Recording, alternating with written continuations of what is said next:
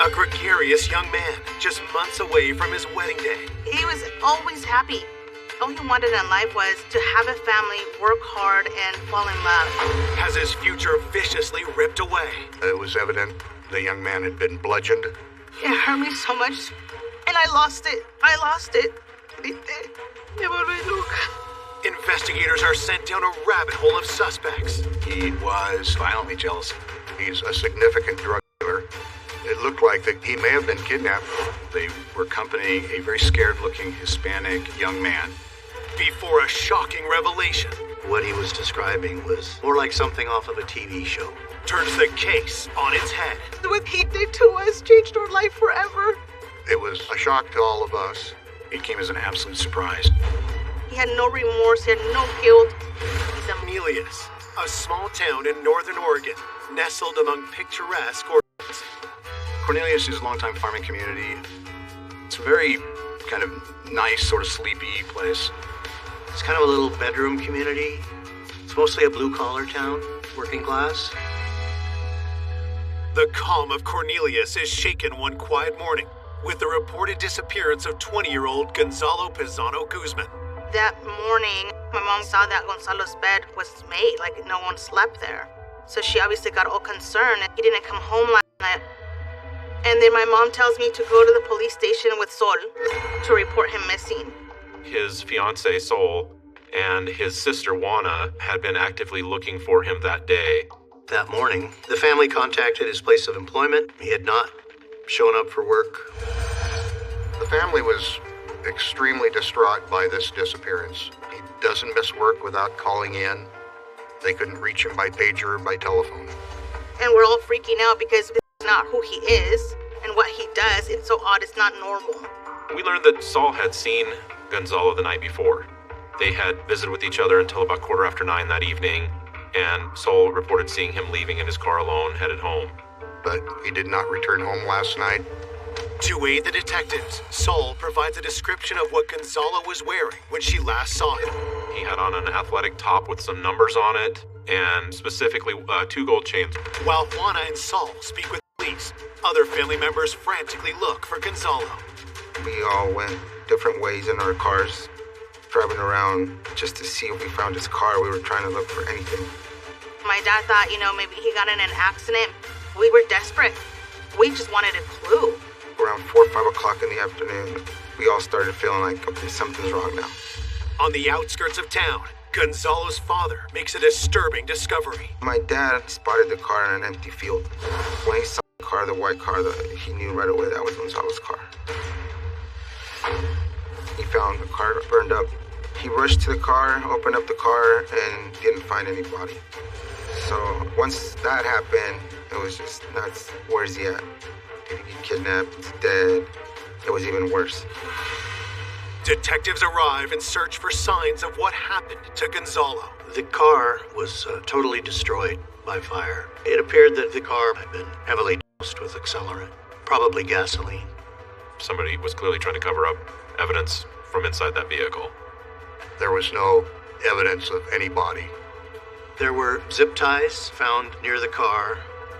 As far as the scene was concerned, it yielded minimal clues. As the car had been burned completely, the chances of DNA or blood or fingerprints were greatly reduced. Later that afternoon, another chilling discovery is made, just 11 miles away. A citizen had seen something that looked like a dead body in the ditch on her road. The body was found about a 15-20 minute drive from where the burned car was. This young man matched both the physical description, the clothing, and the jewelry. At this point, there was no doubt that this was Gonzalo. It was clearly a homicide. There was evidence of bullet wounds on the body and what appeared to be repeated knife blows to the heart. We also discovered some injuries to the back of the head, and it was evident the young man had been bludgeoned. It was apparent that he had died a violent death. We felt almost immediately that this was very personal in nature. There was no phone and there was no wallet at the scene, but he still had his jewelry with him, which were gold. So the thought of this being a robbery was off the table pretty quickly. There there was another motive here. There were zip ties found near the body, and they matched the zip ties from the scene of the car. One of the things that went through my head was, had someone brought zip ties to restrain Gonzalo? We also located 4 spent casings from a .40 caliber semi-automatic pistol. After finishing up at the crime scene, police are faced with the difficult task of delivering the devastating news to Gonzalo's family. The police came early in the morning. I opened the door and they told me, we found your brother, but unfortunately he's dead. I was in shock. Grité. Me volví loca. Y yo gritaba. Y gritaba y gritaba. I heard my mom screaming. It was something I never want to hear again. It's not even a scream. It's a pain so deep that only moms know what that is. I found out that he was murdered. And I lost it. Era gritar, llorar. Algo tan fuerte que todavía de mi mente no se ha acabado. To know that such an amazing person was taken away, he didn't deserve to die that way. Bottom line is, I don't have my brother anymore. Born in Mexico in 1979, Gonzalo had a playful spirit. He loved to dance, he loved music, always a smile, always caring, and always joking around with people. Gonzalo era un muchacho alegre y llegaba, me abrazaba y siempre quería bailar conmigo. When the family moved to the United States in 1989, outgoing Gonzalo settled in quickly. He was very charming, he was really good looking, he was popular with the girls, so he was always asked to be in quinceañeras, which is a traditional, party for us Mexicans when you turn 15. In 1998, Gonzalo met Marisol Mora at a party, and the teenagers quickly fell in love. De que estaba muy enamorado de Marisol. Marisol era el amor de su vida de Gonzalo. Era todo para él, todo. It was that genuine love and happiness. There was a light in him. He was a completely different person, a happy, full person. And all he wanted in life was to have a family, work hard, and fall in love. After a whirlwind romance, Gonzalo proposed to Marisol. So the wedding was set to be in September. That was just a couple of months after he was murdered. We have a big family, so it was going to be a big deal. But instead of a wedding, Gonzalo's loved ones are left heartbroken and grieving. While his family plans a funeral, detectives are digging into the work of this homicide case. This case was puzzling. There really didn't seem to be a strong motive as to why this young man was murdered. Everything was going good in his life. He was responsible. He wasn't involved in gangs. He's very well liked, very upbeat, and just a trustworthy young man. That was really difficult. There were still so many unanswered questions, and we had no definitive leads as to who would have caused this or who we were looking for. The fact that there was still a killer out there, to me, it was very ominous. This is very grim. We needed to really look into who was responsible for this. Coming up, investigators uncover a menacing grudge. He held an extreme dislike for Gonzalo. He was determined to have Gonzalo killed. The knife wounds directed at the heart did speak of extreme animosity. And leads them to discover a web of alarming secrets and lies. She wasn't in love with Gonzalo, and he wasn't in love with her. She admitted it was all a lie. He saw skinheads in the vehicle. And that's when we really started to think something was wrong. Before the truth blindsides everyone. I was in shock. It was so senseless. It was so senseless. Police are investigating the vicious murder of 20-year-old Gonzalo Pizano Guzman. Wanting more details about his last known movements, detectives speak to his fiancée, Saul. She described in detail how Gonzalo had come to her house on the night of the 6th, that they sat out front on the porch. They were discussing their plans for the upcoming wedding and going over a guest list. She stated that following the conversation that he left around 9 o'clock. She stated while they were sitting on the porch that her cousin Jaime and a friend Eddie were playing in the in the garage of the house, apparently shooting baskets. That led us to believe that these two young fellows may have been the last known persons to see Gonzalo alive. So it was important that we interview them. Investigators bring Jaime and Eddie into the sheriff's office. During the interview, both stated that they had to get to work that night and approached Gonzalo as he was getting in his car and asked if they could get a ride. They were running late for work. They worked on a janitorial crew run by Saul's brother, Raphael. They had to be at work in Hillsboro at the Hawthorne Farms Fitness Center at 10 o'clock. They said Raphael picked them up and took them to work at the athletic club, and that eventually they got off at about 4:30 in the morning. The fact that they both gave the same statement actually provided themselves an alibi. They did not offer any conflict that they had with Gonzalo. They indicated that they had no reason to hurt him. To corroborate Jaime and Eddie's alibi, police speak to their boss, Saul's brother, Raphael. We interviewed him at his house. He was very cooperative, very smooth, very polite, had his own business, a young entrepreneur. Raphael was an incredibly self-possessed 19-year-old. He had created a janitorial service. Although he was very young, had a very good contract, had his own cleaning company, and appeared to be very successful. Detectives ask him to confirm Jaime and Eddie's story. He confirmed that he had picked them up at Eddie's house and drove them to work. He confirmed their story that they had worked cleaning the health club that night. He said that he was at the athletic club until about 4 in the morning. So Raphael, in effect, corroborates Eddie and Jaime's version of events on the night of the 6th. So we kind of set them aside. With Jaime and Eddie alibied, investigators turn to the autopsy report, hoping to find new leads.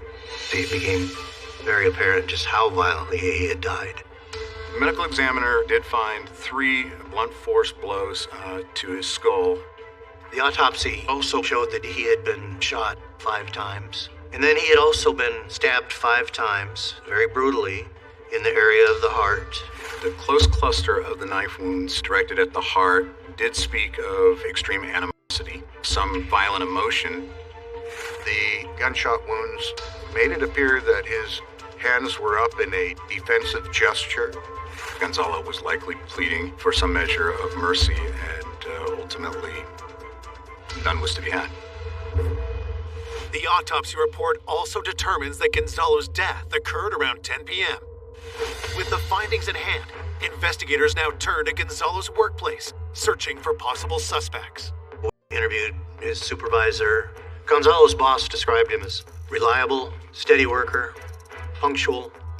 As detectives dig deeper, they learn about a startling new side to Gonzalo. It appeared that he had a relationship with one of the security guards that worked there. Gonzalo's boss did tell us there may have been some possible involvement between the security guard, Bobette, and Gonzalo. So we needed to look into it. We needed to interview her. Police Bobette, Gonzalo's alleged girlfriend, in for questioning. She was very upset about his death.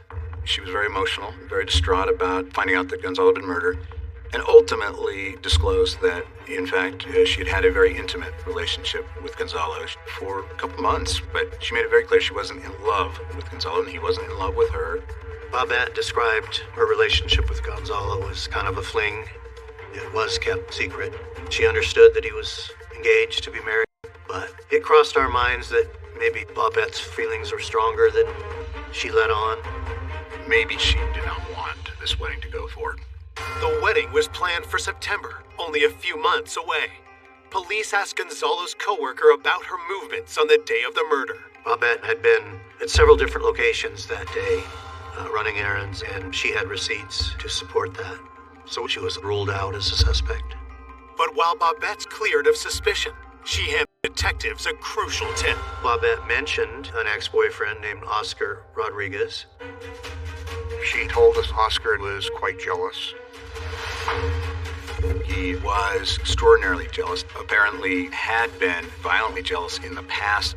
About 4 days before the murder, Oscar had found out about her relationship with Gonzalo. He became infuriated and began accusing her of cheating on him. that could be a motive for Gonzalo's murder, so Oscar became the lead suspect. Only 2 days into the investigation of the vicious murder of Gonzalo Pizano Guzman, police discover he was involved with his coworker, Bobette. Now she's pointed the finger at her jealous ex, Oscar Rodriguez. She speculated that maybe he had something to do with it. We looked into him. He had a criminal history. He'd been pretty extensively involved in gangs at that point in his life, and he was well known to the local police. Very much an impulsive young man who was also involved in drug activity and drug use. Bobette told us that this was a relationship she had to escape from. She personally felt threatened by his presence and his behavior. And she was very worried that perhaps he was the one that took some action towards Gonzalo. Investigators uncover a troubling detail about Oscar's life. It was discovered that Oscar Rodriguez's mother lived right next door to the victim's family.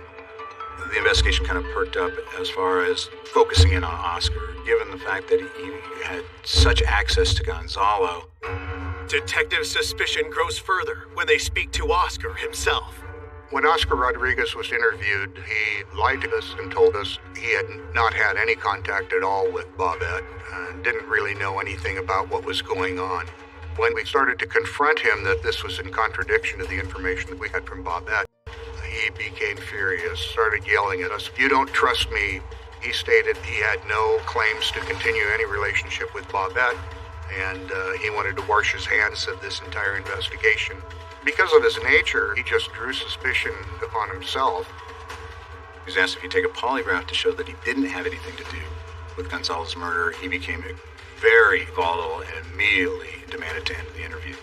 Then actually stormed out of the interview. With Oscar not cooperating, detectives investigate his whereabouts during the time of the murder. During this time frame, Oscar Rodriguez was actually serving a sentence in the restitution center. The Restitution Center is a work-release facility for low to mid-level offenders, where Oscar could get passes to go out and find work. So the question was, did Oscar have a pass at the date and time of the murder? Was it possible that he wasn't in the restitution center? He is on a strict timeline. He had to check in, check out. It's a secure facility. The building is locked. There are alarms on all the doors and windows. At the restitution center, there is a lockdown period at night until early in the morning. After the records were examined, it was positively concluded that he was in the restitution center at the time Gonzalo was killed. It was impossible for him to have been involved in the actual homicide. And ultimately, he was ruled out as a suspect. It's been a week since the murder, and the investigation is no closer to finding a suspect. Meanwhile, the family prepares to bury their beloved Gonzalo. It was really hard on everybody. My mom decided she wanted to take him to Mexico. He was buried over there, and we all stayed for a while trying to grieve together as a family and process what had just happened to our family. My mom was just devastated. It hurt me so much to lose Gonzalo. I was grieving deeply. I was in denial. I was in my own world. And I don't even know how I got by. While the family grieves in Mexico, the community of Cornelius is feeling on edge. There wasn't a quick arrest within a couple days or a week. This caused concern in the community because no one knew who did it. Searching for new leads, detectives turn to the public. We decided to put out a reward for information, and the idea was to get people to come forward if they knew anything and let them know that we're a little bit frustrated with where this investigation is going. We need public help. Nearly 2 weeks after Gonzalo's murder, police get a tip that sends the investigation in a whole new direction. We got a call from an employee of the SB gas station. His name was Ryan Petty. He claimed that he had seen some graffiti written in the bathroom of the gas station. And the graffiti said, "Gonzalo Guzman, 12th Street Gang, please help, call the police." And once he heard about the reward, he put Gonzalo with that name Gonzalo and recognized it must be the same victim who had left that cry for help on the wall. Detectives rush to the gas station to interview Ryan. While interviewing him, he divulges a shocking revelation. So what called his attention to the bathroom was shortly before he saw a car pull up, a white Monte Carlo, that had, in his words, skinheads in the vehicle. One of them allegedly had a swastika tattooed on his body. They were accompanying a very scared-looking Hispanic young man. He stated that it looked like that Gonzalo may have been kidnapped. That was significant in the fact that we felt this was a big break that came in the case. Guzman was found brutally murdered. A gas station attendant named Ryan Petty has told police he saw Gonzalo with 3 suspicious men the night he was killed. He described a carload of skinheads that had drove up and a young man in the back seat who appeared frightened, and they escorted him into the men's restroom for a short period of time. He said that ultimately out of the bathroom, the Hispanic individual came out and they hustled him back into the car and drove away. Ryan Petty reported that when he went into the bathroom after the individual left it, he saw written on the wall, Gonzalo Guzman help 12th Street gang call police. But as detectives dig into Ryan's story, some details don't add up. Had it been Gonzalo who had gone into that bathroom afraid for his life and put his name on the wall, he never would have written his name as Gonzalo Guzman. We knew that was incorrect. He would not sign his name in that nature. That was the maternal name. He would have used the paternal name. Guzman is his mother's name. He would have written his name as Gonzalo Pazano. Pazano is his father's name. And so, right away, this was suspicious. And just the whole nature of what he was describing was more like something off of a TV show. The skinheads, the swastika. It just didn't ring true. And so, it was suspected that he was trying to come forward for the reward. We looked through the videotape from the SB station during the period of time this employee stated that car had gone by. There was nothing in that videotape that corroborated anything he had told us. No white Monte Carlo, no individuals who could be characterized as skinheads. More importantly, no individual who was a scared Hispanic person being escorted to the bathroom. The examination of the surveillance video at the gas station contradicted Ryan Petty's version of events. And also, one of the issues was he didn't report this right away. When police check Ryan's record, they find more troubling news. He had a pretty checkered past. He was no stranger to the criminal justice system. Some of his arrests were for crimes that would cause you to doubt his honesty. In my mind, we rule it out as pure fabrication. It just was too cute, too stereotypical. The mistake with the Spanish surname, I didn't buy it. With another lead exhausted, investigators face a daunting realization. We reached a point where we were getting nowhere. Leads weren't panning out. Having no significant suspect is very depressing. Really, if you don't solve these cases early on, the longer they go, the likelihood that you're actually going to be able to solve them becomes less and less. In cases like this where we're not getting anywhere, especially on a homicide, we took this very personal. Up to that point, this team had not had an unresolved homicide. The lack of progress also adds to the pain suffered by Gonzalo's family. It was very hard.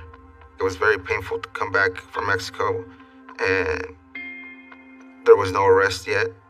Fue algo fuerte para mí. Mucho dolor. Tenía mucho coraje y mucho odio en mi corazón. Everything was very silent, and we were getting very, very impatient. My mom was getting very impatient with the detective. And all they told us is to please trust them, so we put our life in their hands. 2 more months pass without an arrest. With the case at a standstill, detectives review the entire investigation for something they may have missed. It can be very frustrating when you reach that point where you've kind of hit the wall, but you just have to resolve to redouble your efforts and to keep digging, keep pushing. It was time to go back and look over everybody one more time. We knew that Eddie and Jaime were the last people to see Gonzalo at Sol's house the night of the murder. Even though they'd been interviewed and gave a pretty good account of their activity that night, their boss, Rafael, provided an alibi for them.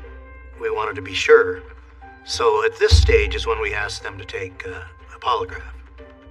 But when we began to ask them to take a polygraph, they started dodging and weaving.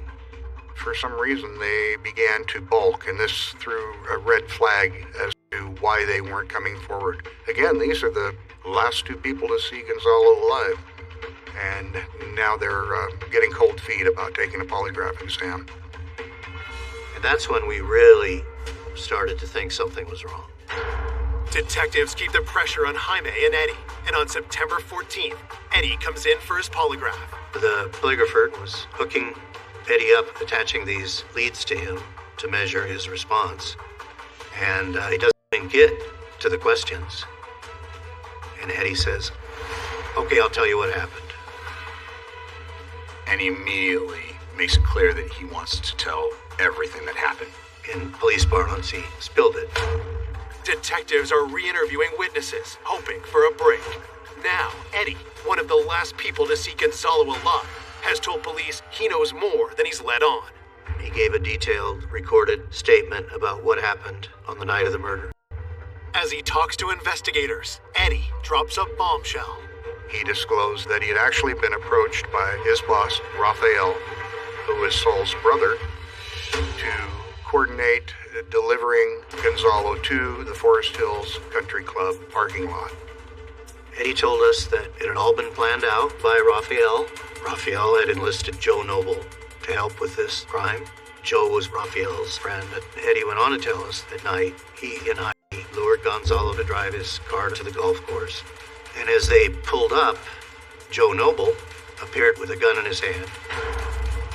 And as Eddie and Jaime got out of Gonzalo's car, Noble got into the car, pointing the gun at Gonzalo.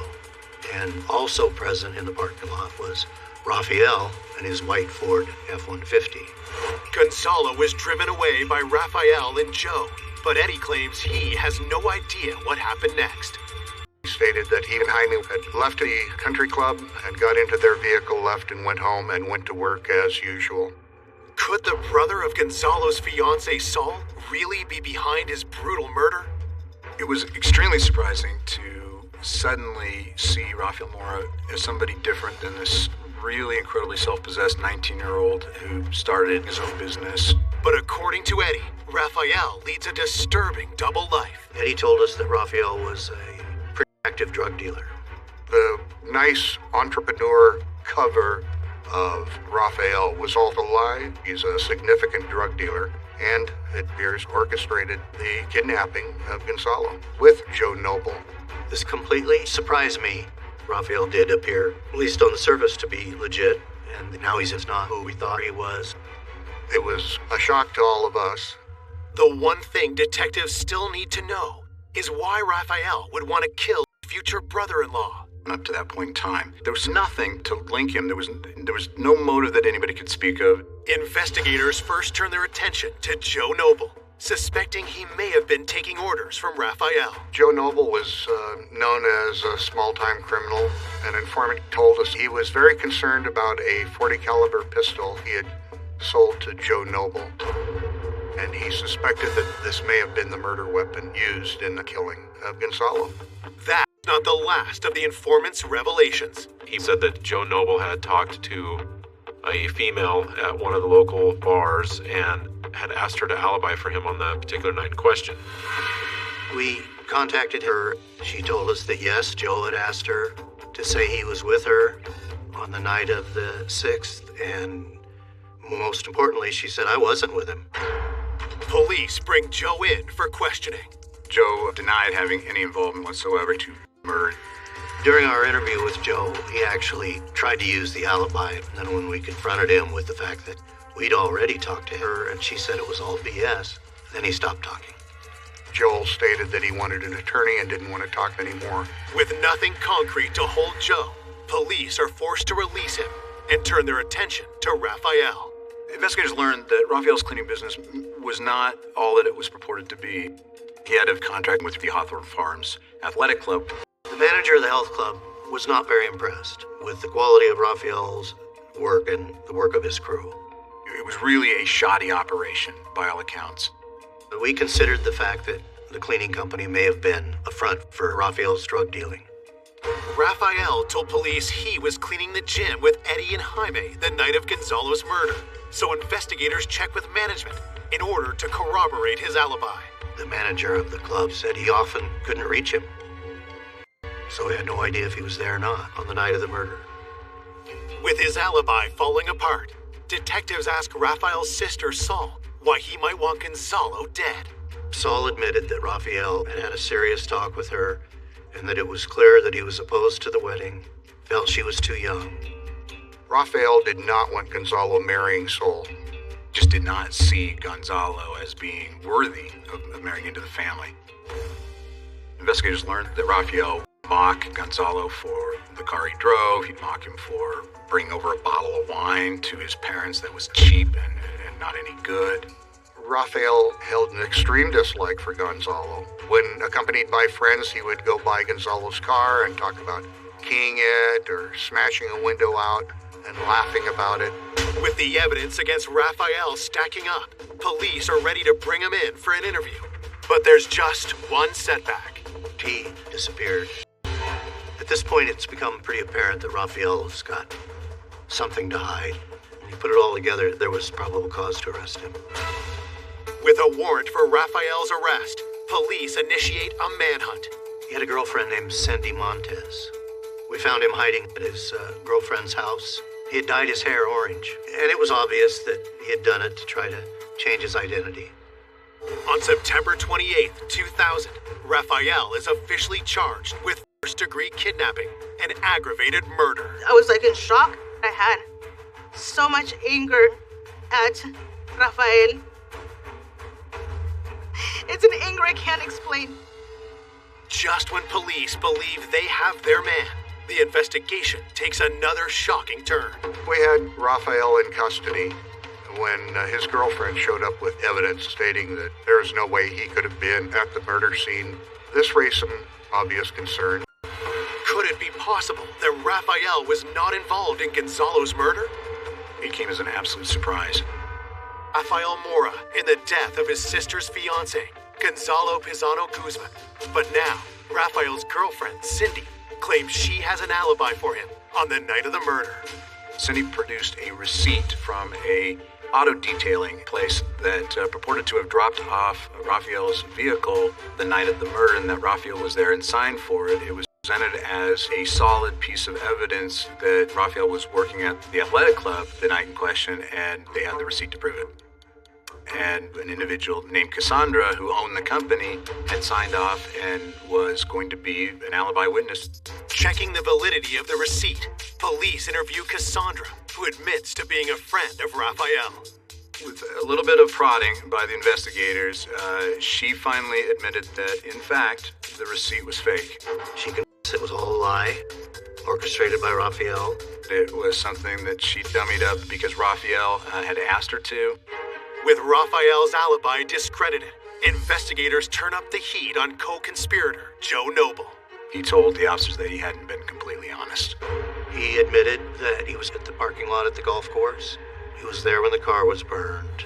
He admits the kidnap. He admits to pistol whipping the victim. He said that it was Raphael ordering him to do that. They then picked up Gonzalo, put him in the back of a Ford white pickup truck. And then Raphael drove Joe home with the victim knocked out in the back of the truck. But when he last saw Gonzalo, albeit knocked out, was still alive. And then supposedly Raphael would have then driven back out to Hag Lake and killed Gonzalo. Detectives have a hard time believing Joe was not there when Gonzalo was finally killed, but have no proof. We had no physical evidence that we could link them to the crime, and it was frustrating. Desperate, investigators obtain security footage from businesses along the route they believe Raphael and Joe would have taken to and from the murder. Something on one of the tapes grabs their attention. We saw Raphael's pickup pull into the gas station to get gas.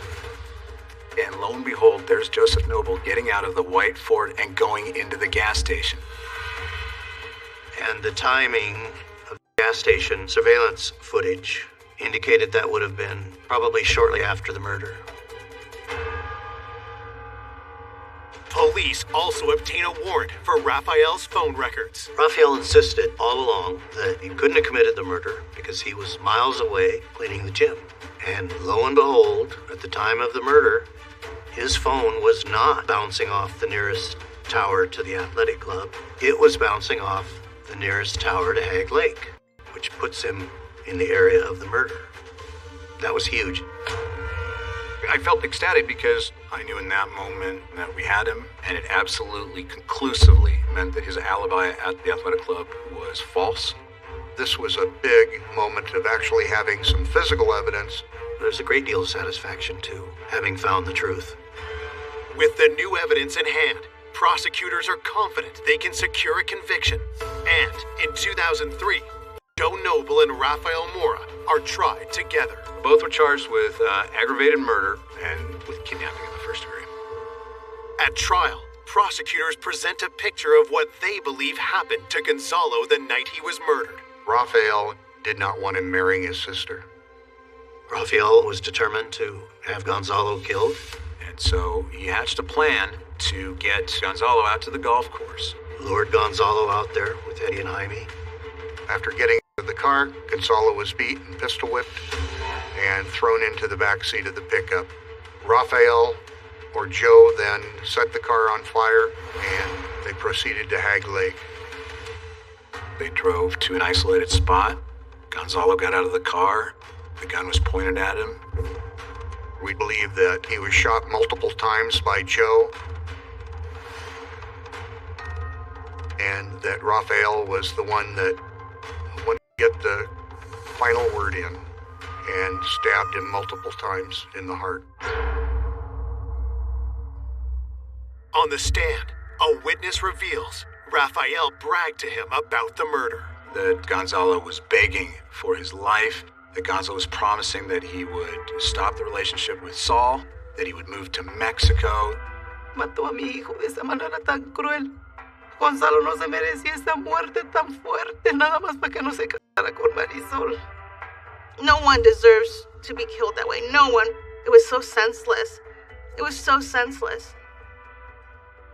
On April 28th, 2003, the jury finds Rafael and Joe guilty of Gonzalo's murder.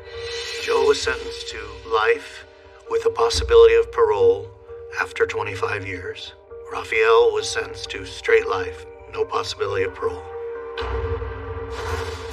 After 5 years in prison, Rafael appeals his conviction, arguing ineffective counsel. The judge decided that this case should go back to trial, which was a shock to all of us. Ultimately, a decision was made to allow Rafael to plead to manslaughter in the first degree. Rafael's sentence is reduced to 25 years and 10 months. With time served, he will be eligible for early release in 2024. He had no remorse, he had no guilt. He's a monster. What he did to us changed our life forever. He destroyed us. Even after everything they've endured, Gonzalo's family remains inspired by his memory. Yo lloré por muchos años, mucho tiempo, y un día yo lo soñé. Yo estoy bien, Mada. No llores por mí. Yo estoy muy bien. Y yo lo miré riéndose y me dijo que ya no llorara por él, que él estaba bien, que él estaba bien. On Halloween, police respond to a brutal attack. I've never seen so many police cars, ambulances. And I thought, oh my goodness, there might have been a murder there. Ildiko Betterson is lying lifeless on her bed. I knew something like this was going to happen. Somebody's going to end up dead. But is her husband Keith a killer or an innocent bystander? She's actually gone with us, he's set him, everything. I feel like I didn't do enough. Detectives gather evidence until a picture of a suspect emerges. Which piece of the puzzle will reveal Keith Betterson as guilty of murder? What would be a killer's mistake?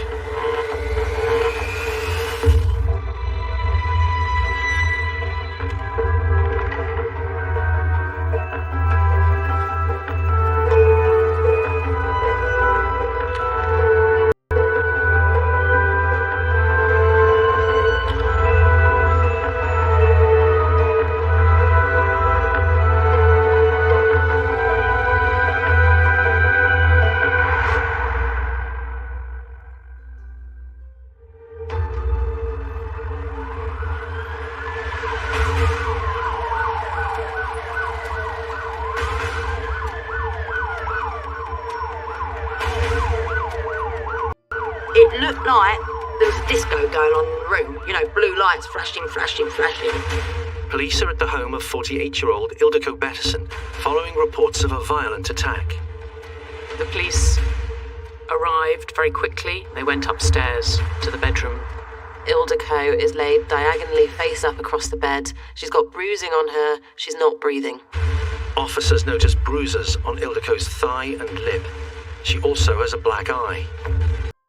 They need to be sure that she's dead, and so they're there establishing how long she's not been breathing for, all aimed to whether there is a possibility still of reviving Ildiko. But at 2 minutes past 2 a.m., Ildiko is pronounced dead.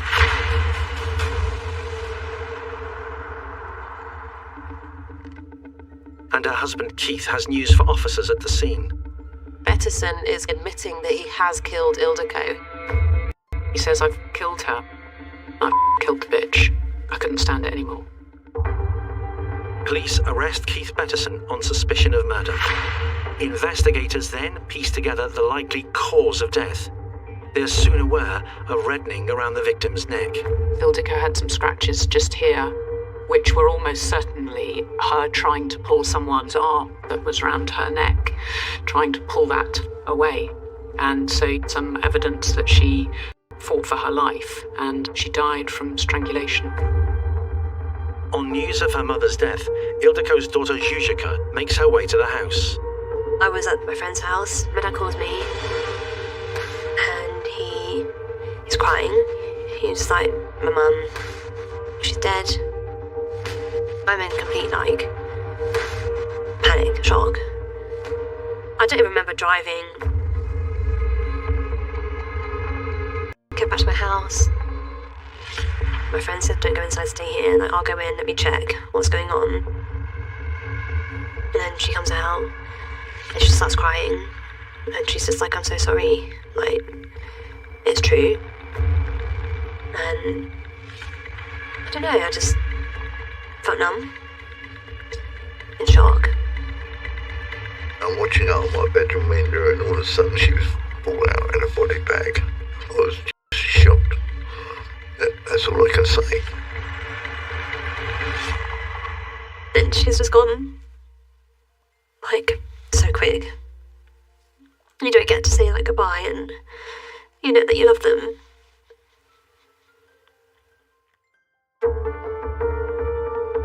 Police may believe they have a killer under arrest, but it soon emerges Keith Betterson will plead not guilty to murder. How will detectives and prosecutors convince a jury to convict? Kate Becks will lead the case for the prosecution. Telling the story is important in almost every case. There's always a narrative behind the actions that somebody's taken. And it might at first blush appear quite straightforward, but there's always more to it than that. As investigators dig into Ildiko's story, they learn of her Eastern European origins, born on the 21st of March, 1972. Ildiko's a Hungarian national, born in Hungary, in a small village right to the northeast of Hungary, very close, in fact, to the Ukrainian border. So how did Ildiko end up in Chessington, England? Ildiko, aged 22, moves over to the UK from Eastern Hungary, and very quickly into her move, she meets Keith Betterson. They quickly strike up a long-term romantic relationship, despite the fact that Betterson is 24 years older than Ildiko. And he's been married before, whereas this is one of Ildiko's first long-term relationships. They were married and lived in southwest London. And after 4 years, they have a child together. What can the couple's daughter Zuzika tell investigators about family life? Childhood was pretty good. Parents were loving, caring, attentive. I grew up in Kingston, in southwest London. My dad was a bus driver. My mum would take me on the bus when Dad was driving. Sometimes we'd spend the whole day on the bus with him. And then at his lunch we'd get food together, get back on. I used to quite enjoy it. Just riding around. Have a little CD player and put my music on. My mum didn't work, but she would take me to play karate, anything really, she would be there. Mum was quite a caring person. She was a giver. I think she wanted me to be happy, enjoy life. You know, she could not do enough for you, you know, because that was the kind of woman she was. She had a big heart, massive heart, you know. Every day I saw her, every day. She became my best friend. I would go round there quite often. Would even have my Christmas dinner with her. My dad, just a joker, you know. Like to have a mess around, make a joke, carefree. Just took life as it was, like, not stressed, you know, but caring. Keith was a lovely guy as well. They were a lovely couple. But are appearances deceptive? Not everything is as simple as it may seem. An aspect of the relationship, and quite a significant aspect of the relationship, was always bound to be the fact that Ildiko never spoke really fluent English, so she was always dependent on him for communication. Mum was quite self-conscious, and I think with English being her second language, she was never confident speaking it, which is why she never really got a job, because she was embarrassed that people would think she's funny for not pronouncing things correctly or speaking correctly. She wasn't able to communicate easily, and that of itself is very alienating. That sets you apart, makes you very dependent on the few people who you do know. And also, he was the sole breadwinner, so she found herself in a situation where she was dependent on him both financially and emotionally, and her world was then quite small. He was a very old-fashioned man, you know. He worked all day. He expected to be waited on. He'd go to Kingston, and she'd be out all day buying her shopping, and come back, and she'd cook his dinner, and that was Ildy every day. Every day she went out, waiting on him hand and foot. He had a solid job to the financial insecurity of the family in Hungary. Certainly he would send money. One of the relatives used the expression the big man. I think he enjoyed the dependency. I think he enjoyed being the sole breadwinner. I think he enjoyed a level of control that came with that. He was the provider. I started seeing how quite demanding he was. She's talking to her friend at the door. "Where's my dinner?" I felt embarrassed for her, you know. And she'd go, "Okay, darling, I'm coming. Then you started seeing the cracks in someone's relationship, you know.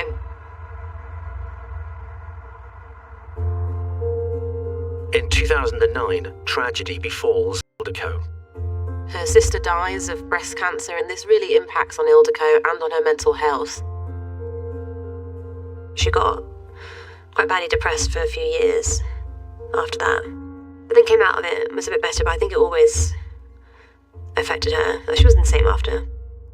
Bettison isn't very supportive. He doesn't help her when really all she needs is help.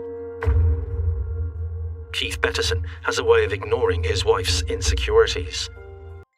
I think Mum got quite jealous of Dad. He's quite a friendly person, you know, so if they went out for dinner and he was friendly with the waitress, you know, she'd get a bit jealous, and I think that really affected her. Just not feeling good enough.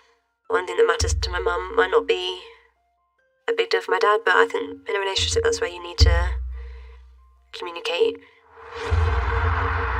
In 2015, Zuzika goes to university. My mum and Dad drove me up to my room, or my flat, with all my stuff, helped me unpack. At this point it was fine. But not long after Zuzika's moved out to go to university, the relationship between Ildiko and Bettison starts breaking down. They're not communicating well, and also she's starting to become reliant on alcohol. She began drinking more, he began drinking more, and that meant that the arguments between them escalated. They became more out of control and everything degenerated. He liked whiskey and she was a gin drinker. And he used to start singing, and he used to do this. I said it was Punch and Judy. He used to do this, and he used to wind her up. And you could hear him mocking her, winding her up. As police look for evidence to one day convince a jury of his guilt, they learn that Bettison's abuse extends beyond words. It's after I left uni is when things started. Things were happening. I couldn't believe what I was hearing.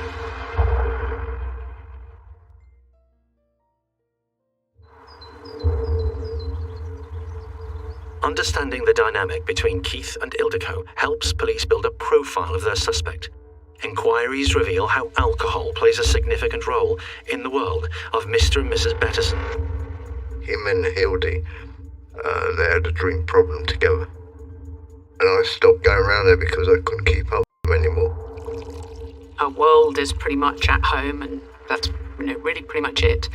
And she would be drinking first thing in the morning, throughout the day, and with not an awful lot else to do other than to stew over what was going on in her life. More will emerge about the truth of the marriage. Ildiko's diary is found, revealing a secret. Has Keith been having an affair? Ildiko believes that Bettison has been cheating on her, and by 2018, Ildiko and Bettison's relationship is beginning to suffer. I think she was very jealous of him, and she always used to accuse him of having an affair.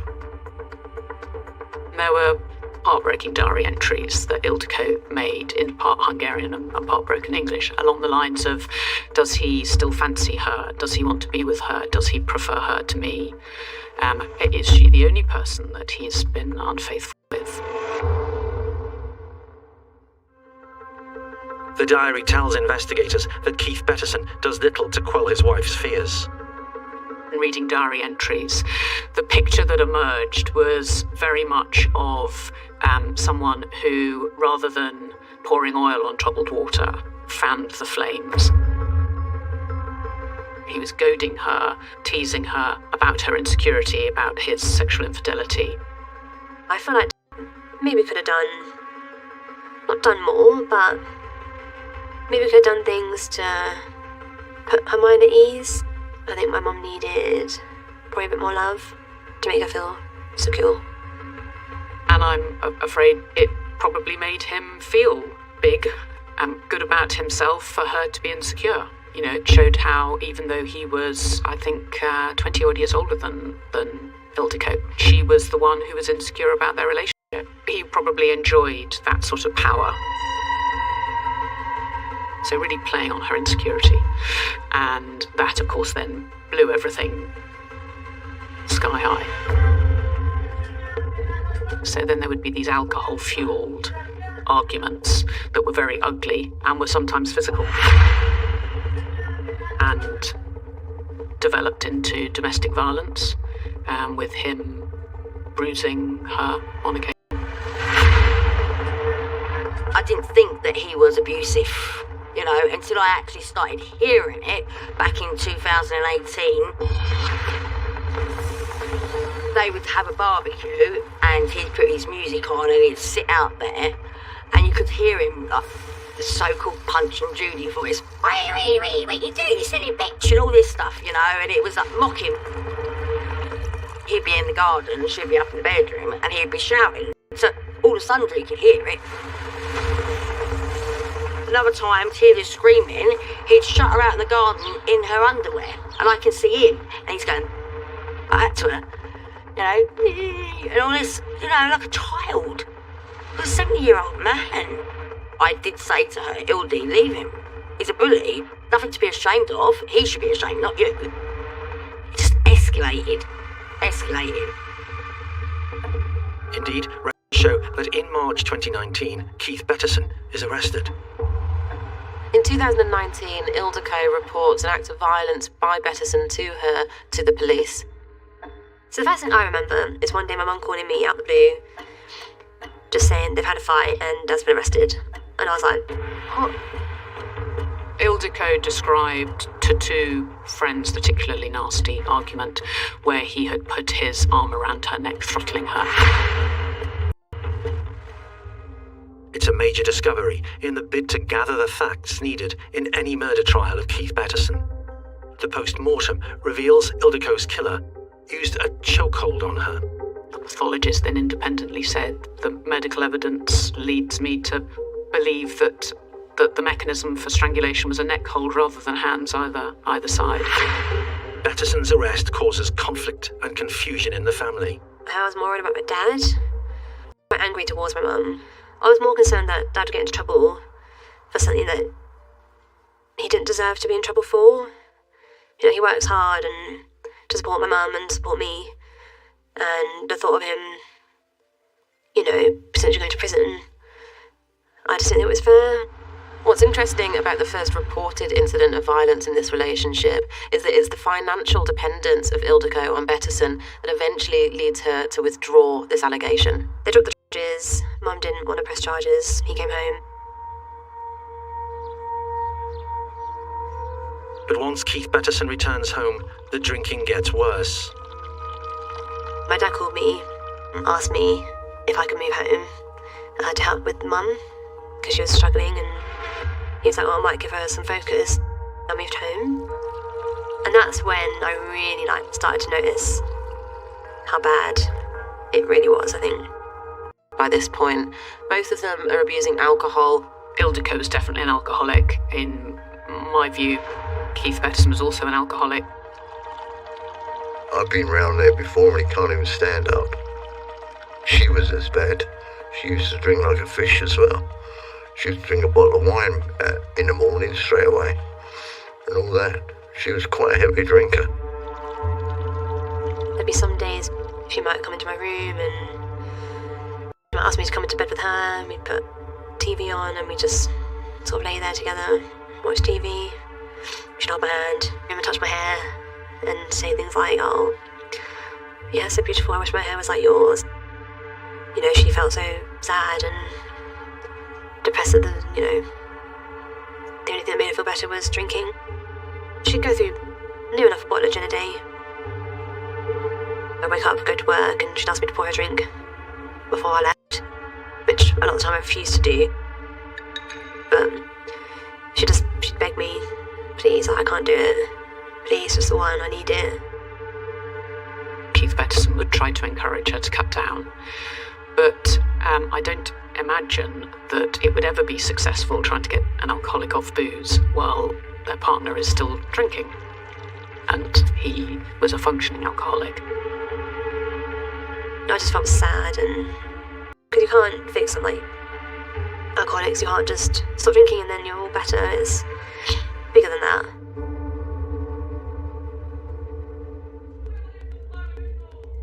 The taunting and violence does not stop, and other suspicious things happen to Ildiko at the Betterson house. I took her to hospital a couple of times. She said she fell down the stairs. Ildy was very insecure, and he made her feel insecure. He had the audacity to turn around. The night she went to the hospital, he said, oh, me and Debbie were in my house on our own together. And I didn't find out about this until months later. And I said, Ildy, never, but he made her believe that something went on between me and Keith. Keith Betterson had also put his hands around her neck on occasion. Any sort of restriction of a person's airway by somebody in an argument, that's an absolute red flag.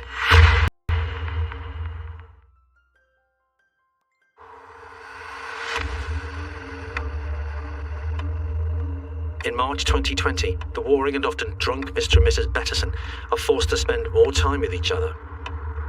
Lockdown happens, and instead of being out of the house for most of the day, suddenly Keith is at home all day. They were unfortunately part of an also pretty large group of people who struggled with their mental health. They drank more. I don't think that helped, because Dad wasn't working, as he was furloughed.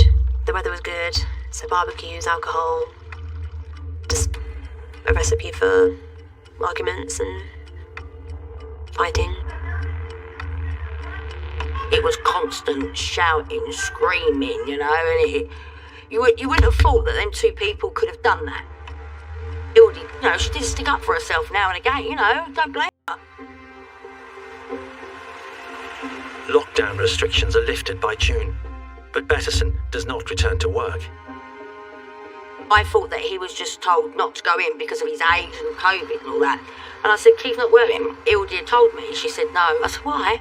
She said he crashed the bus. Betterson is about to be sacked for gross misconduct, and before that can happen, he leaves his job.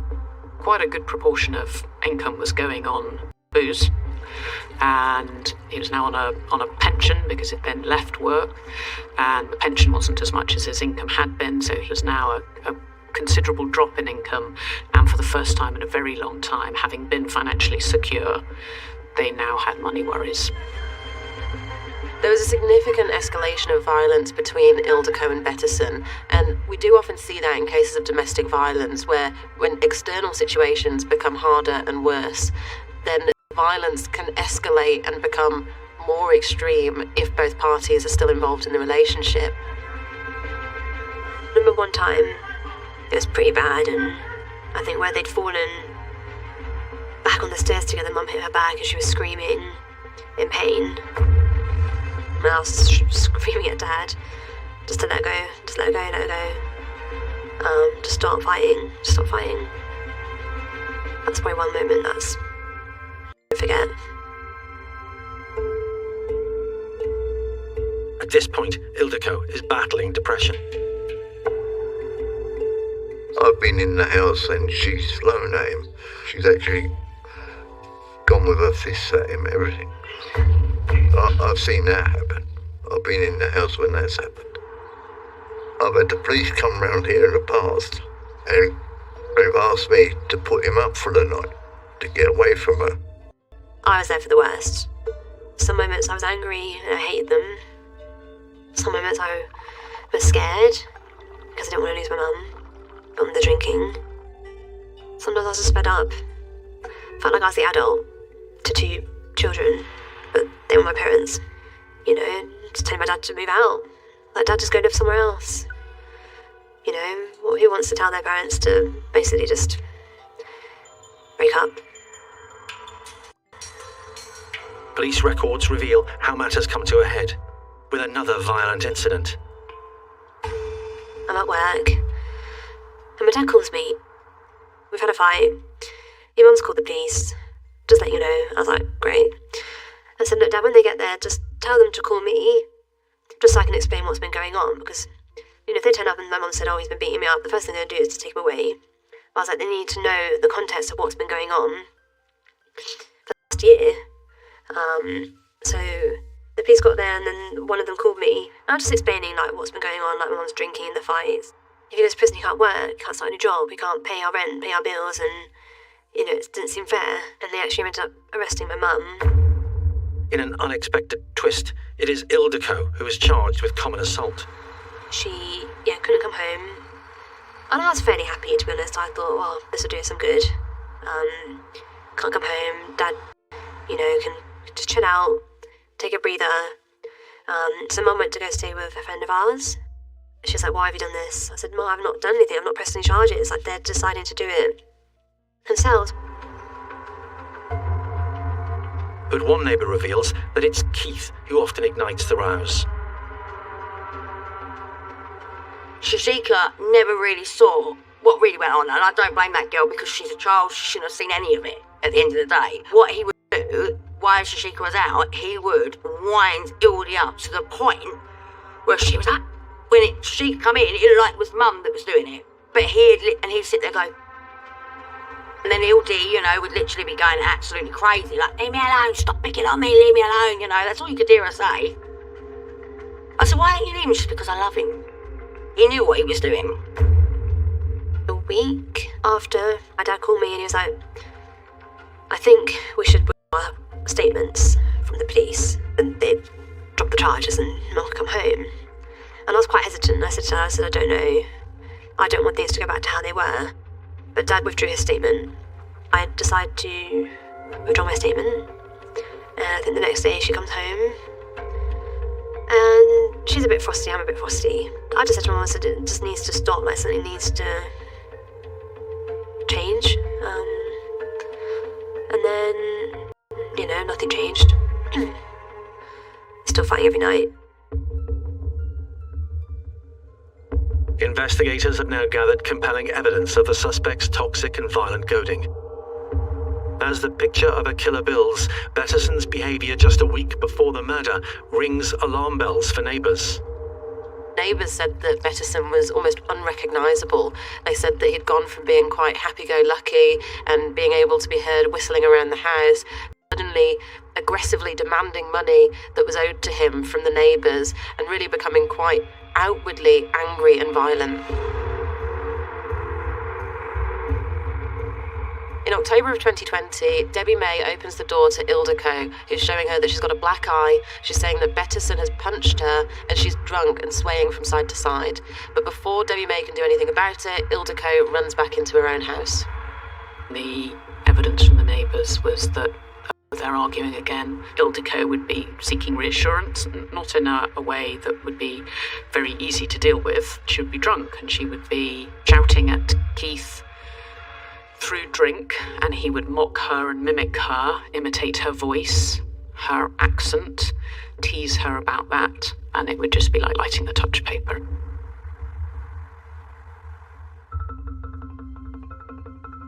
Investigators piece together details of events that lead to the night of Ildiko's murder.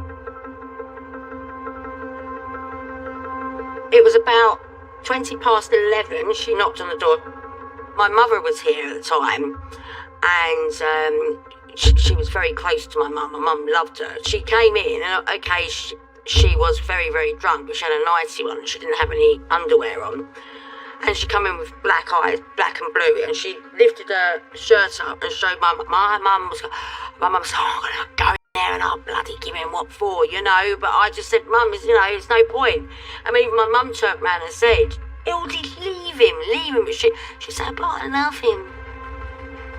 We told her to stay here. My mum said, please stay here, Ildy, please stay here. But she didn't want to. I said, Ildy, somebody's going to end up dead. And that's my exact words to her. She'd gone to go back home, but he wouldn't answer the door. So I've gone out into the garden and shouted up in the bed, Keith, Ildy needs to get him. Oh, okay, love, yeah, all like that, because he was drunk. And my mum saw her out, and eventually Keith answered the door, and as she's about to walk away, she heard Keith go, get in here, show me up like that. Just before midnight, that was the last time that Debbie May would see Ildiko alive. I've gone up to bed, and I never heard nothing. An hour later, at 1 a.m., Zuzika is at a friend's house. She receives a phone call. It's my dad. Initially, before I answered, I thought, oh, here we go again.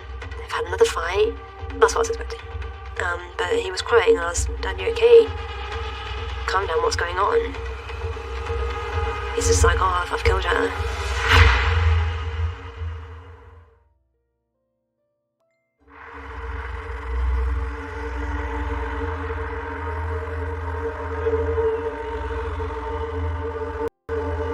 Keith Betterson has brutally strangled his wife, Ildiko, and then proceeds to do the housework. The evidence is that immediately after the killing, Keith Betterson then took one of the bins out, put something in the washing machine. Probably about half an hour passed, and then he called Zuzika. He said words to the effect of, I've killed your mother. I'm shouting like, okay, we've got to go back to my house. I don't remember. Like, speeding, don't know. Looking in my mirrors, don't know. Betterson calling his daughter first is really layered because on one hand it's absolutely not something that he should have involved his daughter in any way, and that first phone call should have just been to the police. But I think what Betterson's trying to do is he's trying to get Zuzika on side because he knows that she understands what's been going on in their relationship and in their home. He knows that Zuzika's also been on his side before when there's been an issue of violence by Ildiko, and so I think immediately from the get-go he's trying to make her understand what's happened. It's just a bit like you're in a dream. Just doesn't seem real. Zuzika's friend Olivia is with her for support. When Olivia and Zuzika get to the house, Olivia goes ahead into the home where she finds Betterson repeatedly saying the same sentences, saying that he's killed Ildiko. He says that she's upstairs and Olivia goes up to see what's happened. Ildiko is unresponsive and laid across the bed, yet Betterson has not called for an ambulance. She's asking what happened, and Keith Betterson is volunteering. He's saying, I killed the bitch, and he refers to her using that sort of language. But he makes sure to say to Olivia at that point, you know how horrible she's been in recent weeks. He's already trying to mitigate his actions before anyone even really knows what's happened. She says, you didn't have to do that. The door was right there. You could just have left. Olivia takes Bettison to the phone to make sure he calls the police. Then, within minutes, I've never seen so many police cars, ambulances. They're rushing inside. All I can hear is, where is she, where is she? While I'm just standing outside, doing nothing. Bettison's behaviour at the scene baffles officers and first responders. Whilst Bettison starts off being quite upfront and compliant when the emergency services arrive, as soon as they start to try and resuscitate Ildiko, his attitude changes. He becomes very belligerent, very angry, verbally aggressive towards emergency services, and he keeps on repeating, "She's dead, what more do you need to know?"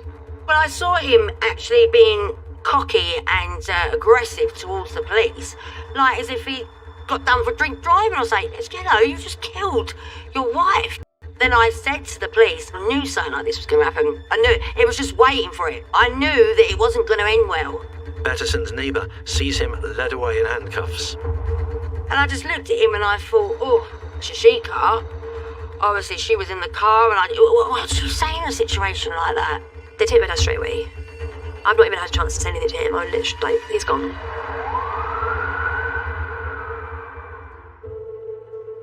Within hours, Keith Bettison is charged with his wife's murder. Working closely with prosecutor Kate Becks, detectives then build a compelling case rooted in his confessions, a history of assaults, and his chillingly consistent method of harm, the chokehold. Just a year later, he stands trial. It appears Bettison accepts that he's caused the death of his wife, but will that be enough to secure a murder conviction?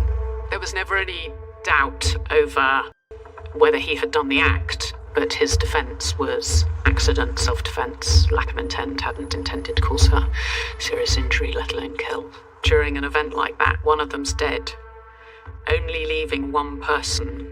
I think that leaves quite an open goal for them to say what they want to and to write whatever narrative they want, which can make it very difficult, in fact, for the prosecution to establish what the truth actually was. Kate Becks leads the case for the prosecution. She calls the couple's daughter, Zuzika, as a witness. Zuzika is in a position that is impossible to imagine, really. She's lost effectively both parents. And when I met her, as we do with all witnesses before we call them, but particularly with somebody in that position, I'm saying to her, I'm obviously prosecuting this murder. I'm prosecuting your father. And I just need to establish from her whether she is going to give evidence in accordance with her witness statement. And she was. She was true to the statement that she'd given to the police in the course of the investigation, which really just dealt with the relationship between her mother and father. Zuzika tells the court about her parents' drunken rows. I just think something happened one night and it went too far. And my dad has to live with that guilt. My dad has to live with what he's done. And I know he already feels terrible for me. And he says it all the time. It's my fault. I put you in this situation. The jury now hears from Ildiko's friends, who tell the court of Bettison's deadly chokeholds. Ildiko described them to friends just weeks before the final attack. So upstairs in their bedroom, during a row, the same neck hold, so his arm around her neck using the lever that you can when you use a neck hold, and he fooled her. In court, the pathologist reveals Ildiko had hemorrhages in her eyelids. According to experts, it's evidence that Bettison held his chokehold for up to half a minute.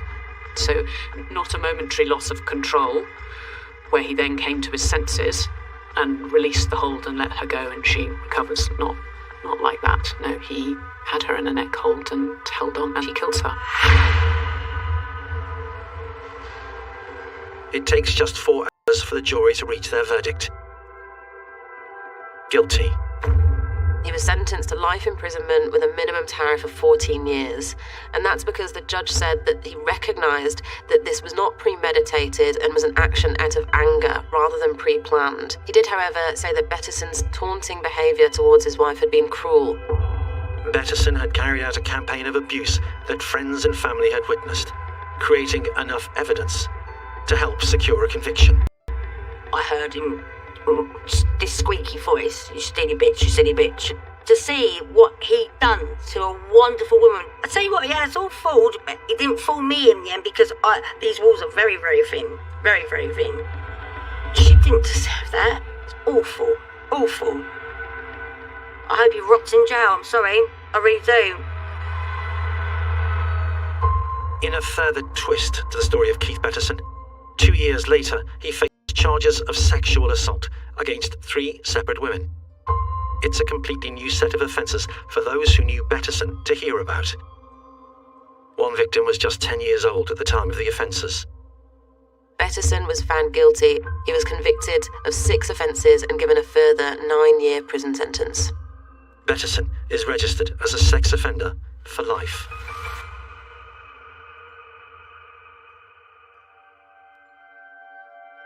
I actually don't have any anger towards Dad. Which some people might find strange, and there's no point having any anger. Can't change anything that's happened. My mum was caring, loving. I was everything to her. Everyone tells me, just how much I meant to her, and I literally was her world. I think she deserved to have the chance to get better. I get guilty. Oh, sorry.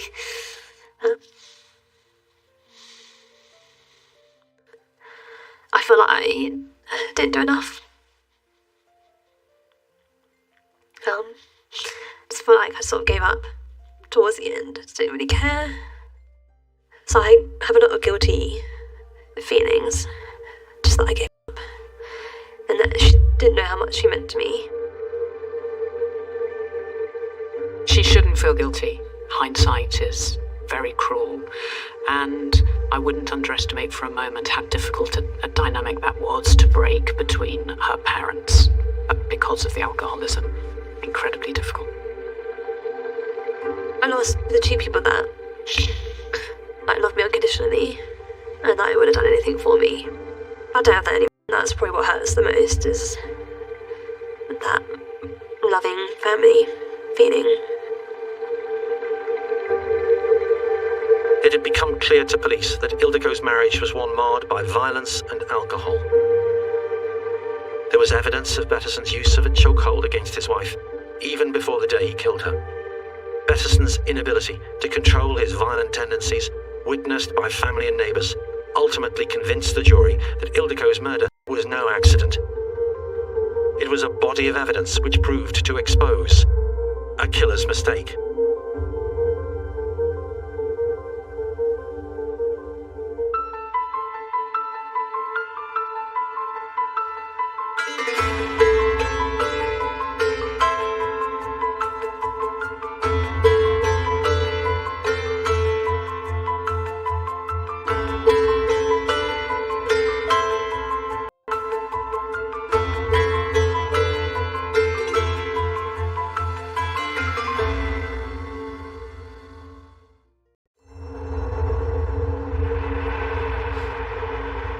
The police are meant to protect us from the worst of society. We trust them to uphold the law and keep us safe. But what happens when the protector becomes the predator? He's performing as the protector of the public. On the other hand, he's actually a really dark monster. Is that how you obtain this material? And the people who are meant to keep us safe become dangerous. I'm arrested on suspicion of attempted murder. Even though you're a police officer, people will feel that they're above the law. But how would you catch a criminal who thinks like a cop? He's got a head start on the investigation team. He's panicking at this point, and he's not running. I've enlisted the help of 3 experts. 2 senior officers that have put hundreds of offenders behind bars. Most people, they know when their back's against the wall and they're going to get convicted for something. The horror, he's one of us. And a leading psychologist who can analyse the criminal mind. Underlying that anger is the need to dominate, is the need to control. In this series, I'll discover cops who put themselves on the wrong side of the law. He's like a Jekyll and Hyde character. Abuse their power and commit horrific crimes. We should never have had that badge. Ever.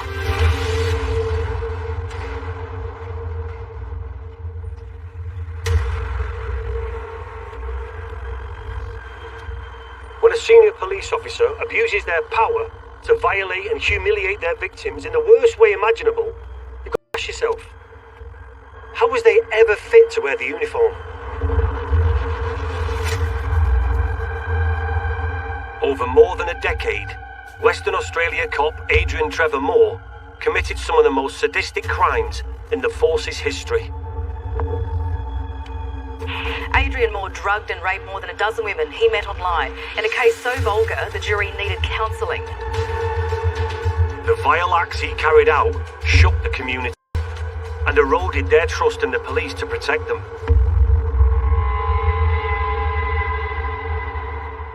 The story first came to light 6 years earlier. It's January 2018 when a serving police officer contacts the Internal Affairs and complains of inappropriate behavior by Moore. Police seize Moore's computer, and detectives uncover evidence suggesting he might have been using the police database to target women. The police database is there for you as a police officer conducting inquiries, and therefore there's an awful lot of sensitive information is held within that, and that brought about an investigation. If true, Moore's actions were a total abuse of trust, but Internal Affairs needed proof. To help me understand how to go about catching a cop, I'm turning to former Detective Chief Inspector Howard Groves.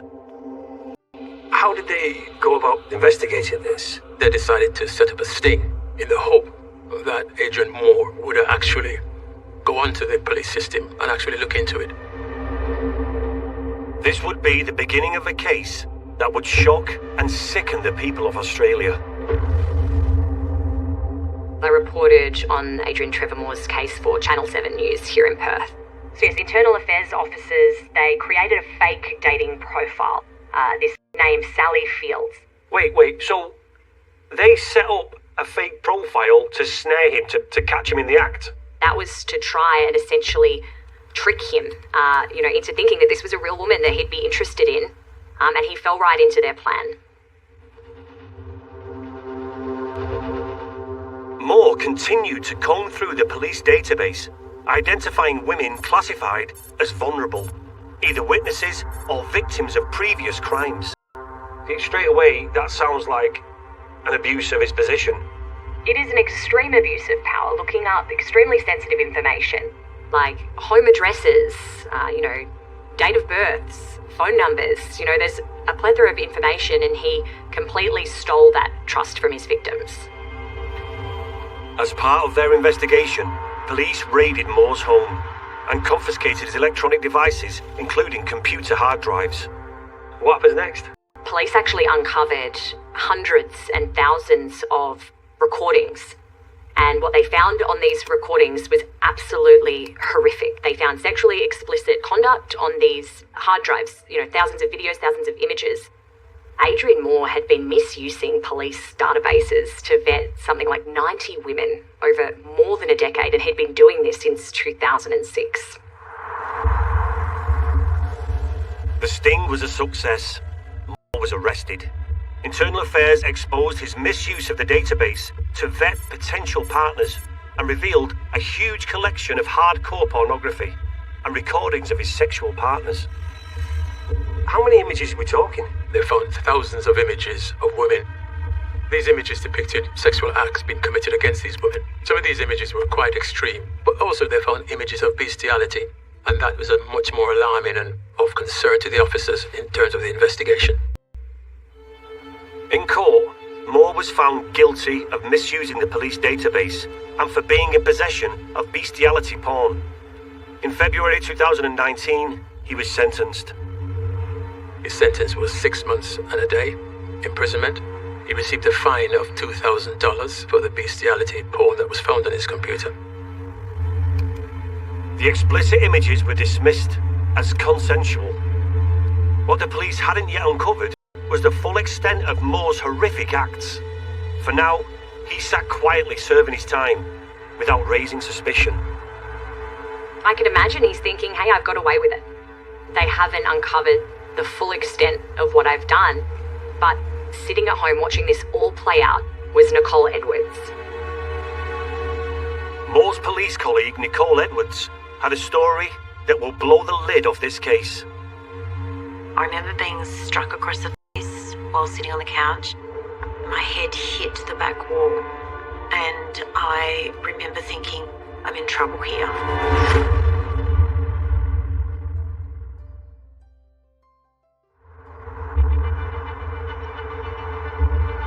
In February 2019, Western Australian police officer Adrian Trevor Moore was sentenced to 6 months in prison for misusing police systems to look up vulnerable women. We know Moore abused his access to the police database, and he had a taste for extreme pornography. That in itself is a massive breach of trust. But it makes me think, if he's capable of that, what else has he been up to? During the investigation, police seized Moore's computer hard drives, uncovering thousands of explicit videos he claimed were consensual. But one person knew better. Fellow officer Nicole Edwards. Outraged that the police went after Moore just for the computer misuse charges, Nicole stepped forward and reported to her police superiors that in 2017, she had been raped by Moore. Nicole Edwards, she was a survivor, and she is obviously at home thinking to herself, hang on, someone just got a slap on the wrist for misuse of police computer, when in fact this man is a monster. To help me understand what Nicole would have gone through, I'm meeting psychologist Serena Simmons. So how did Nicole actually meet Adrian Moore? So Nicole met Moore in 2017 and she met him on a dating site. So the fact that she found him on a dating site gave it a sense of safety because it was something that was used by many, many people. He was another police officer, so as someone who was a police officer herself, knowing that someone was also a police officer, I think, gave her a sense that there was someone with shared value. This is someone that is like me, they understand the job, they had something already in common. Nicole went on a first date with Moore. The pair met in a public place and they hit it off. And from there, she interacted with him for a short while, felt so comfortable that she invited him to dinner at her home. Said that he was actually really quite charming, very, very nice, and she felt really, really comfortable with him, which shows how good he is at putting that act on straight away. So he's able to lure someone in, make it all seem very, very normal, very run-of-the-mill. And then this is where he begins to change. In a 2023 interview, Nicole opened up about what happened on that second date, when Moore came to her home for dinner. I remember him handing me a glass of red wine, and he said, drink it and hurry up, I'm going to pour you another one. And I remember having a mouthful of it, and then after that, I just started to feel strange. What Nicole didn't realise was Moore had spiked her wine with an unknown drug. There was a lot of blanks, so I remember being struck across the face while sitting on the couch. My head hit the back wall, and I remember thinking, I'm in trouble here. Can I just pause that a second? He's drugged her. Why is he then punching her and beating her up? And is this what he wants? He just wants to... I don't understand what he's getting from that. Remember, so he's drugged her, he has control. He wants to cause her pain and suffering, so he hits her and beats her and tortures her. He then proceeds to rape her. He does incredibly degrading things to her to completely have complete control over her. And all the while, he's getting sexual gratification out of it. I just find it unbelievable and difficult to even comprehend the mindset of somebody who not only does that, but enjoys it, gets sexual gratification from that. And then I remember he grabbed me by the hair, pulled me across the floor, and put his penis inside my mouth and smashed my head down. And I remember thinking, I am going to die, I cannot breathe. As he's then urinated in my mouth and I am choking. And they're the two parts that I remember. Oh no. Oh, I have to stop it a sec. He's also taken time to step out of it for a second and set up a camera so that he can actually video everything. Remember, he wants to go back over this and relive the events of the evening. So, utterly enjoying what he's doing in the moment, but knowing that he will get to relive this again later on as well. So he wants to see as much suffering as he can so he can relive that later. This is something he's planned. He's planned to do this. He's drugged her. And then he goes and sets up a camera so he can watch it later and get off on it again. Yeah, this is a completely organised offender. So he knows to bring a camera, he knows to bring drugs, he knows what he's going to do. And he also thought about this for a long time. And there'll be things that he's refining and doing differently and tweaking and is looking forward to doing, because this is something that he'll be thinking about all of the time. And in many ways, what's particularly twisted is you could consider that this for him is his craft. This is something that he wants to do well. And I imagine him looking at those videos and seeing what he could do differently next time. Really? Yeah, he'll be, again, reliving the experience and looking at what he might do next time he has access to another victim. See, to me, he sounds insane. And I know you're probably going to say insanity means something. But to me, that seems someone who is insane. Yeah, insanity is something very, very different. There's no signs of insanity here. This is sadistic. It's very different. It's very, very specific, very conscious, very deliberate. And he's very deliberate in his actions. There's something specifically that he wants out of it. And he's determined to get it at any cost.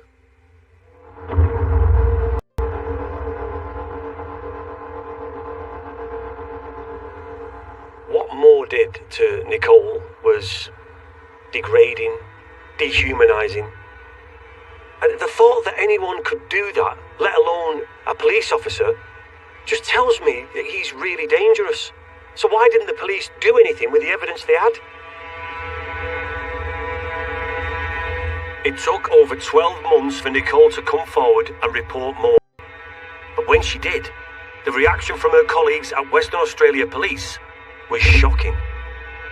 When Nicole initially made a complaint to Internal Affairs, the impression was that she was told to sort of, not make waves, not to do anything that was going to bring her to the attention of her colleagues and her making allegations. So she was, in many ways, she was dissuaded from actually taking it much further. A lot of times I don't think officers intentionally want to hush things up when allegations are made by a fellow officer. But those individuals who are making the allegations, they know that they will also be looked at as to whether or not those allegations are spurious or otherwise. So it's a difficult decision for an officer to come forward in the first place. But what they need is the support of the individuals who they're making the complaint to, for them to say, yes, we're supporting you, we're going to look into these matters. But she obviously didn't feel that she was getting the relevant support.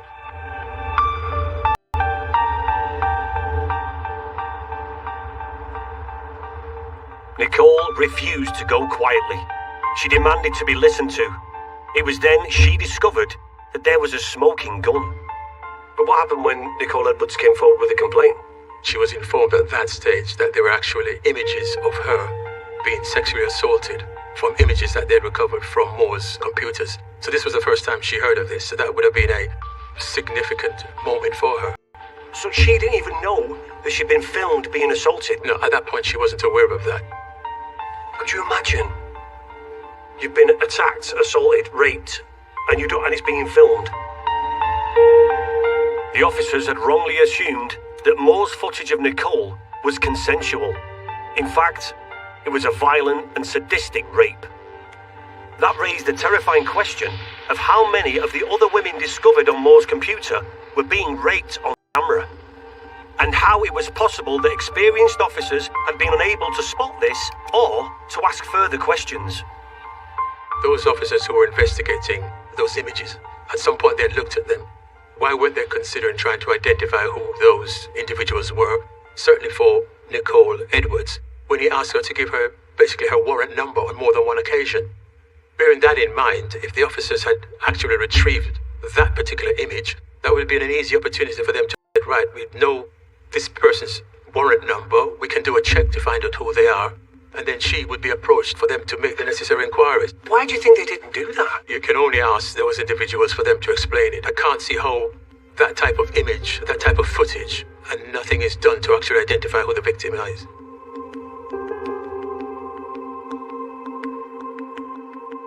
Despite a serving police officer making such serious allegations, and there being video evidence of the attack, Nicole was warned off, and Moore was able to quietly leave the police, having served his 6-month sentence for misuse of the police database. It's unbelievable. It beggars belief, really, that on face value, I don't think she was taken as seriously as she could have been taken at the time. So we know from the case that what came to light was there was video evidence of her abuse and her rape. And yet, even alongside her story, that didn't seem to be enough to do anything to apprehend and convict this man for what he'd done. There seemed to be the focus shifting back to this minor discretion, when actually the frustration she must have felt that the focus wasn't on this really, really serious offence that he'd committed. That must have been incredibly challenging for her.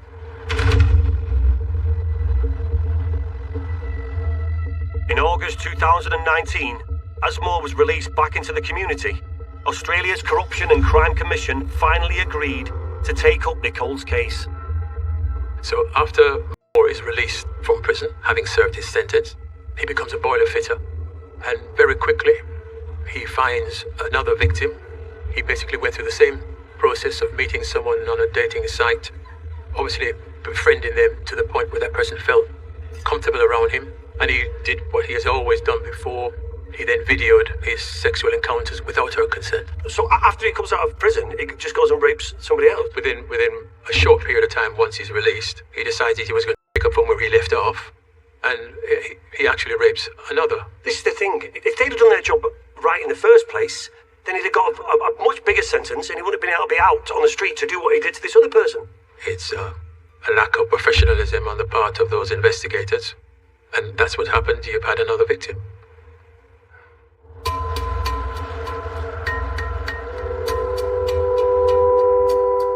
Moore's latest victim stayed silent, for now.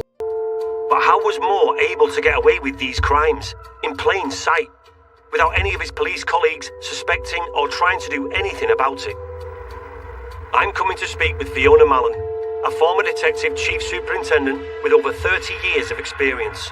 Fiona is a specialist in sexual crimes. What do we know about Moore? He was nominated for Police Officer of the Year, I think, in 2011. So he's known, he's liked, he's popular, and he's doing well. So, yeah, he's in a nice position. The fact that he's been up for Officer of the Year, does that give me like a protection around him where he feels like he's untouchable? Yeah, I think so. I suspect a lot of the senior managers, obviously because he was voted or nominated, thought, yes, he's really good at what he does, we're behind him, so he felt protected. Listening to what he did to Nicole, at work he's having to show compassion, so he knows how to be in certain situations. But that's not him at all. No. He's a Jekyll and Hyde completely. He can turn it on, he can turn it off. He's smooth, so he's very charming, he's very confident around women, and this is the other side to him, the predator, that will go and use his police position to have these relationships and then take them to the next level of rape and violence. So Moore knows exactly what to say and how to behave to lure these vulnerable women into his web, and when he's got them there, he does these horrendous things to them. But Moore has a significant weakness. He's unable to control his sexual urges. It's only a matter of time before the law finally catches up with him. Nicole Edwards' relentless quest for justice meant that by January 2020, the case was in the hands of the sexual assault team. Moore was rearrested, and detectives were about to uncover the full, twisted depths of his crimes. I was contacted by the sexual assault squad. It became apparent that the severity of the videos were far more than I could ever have imagined.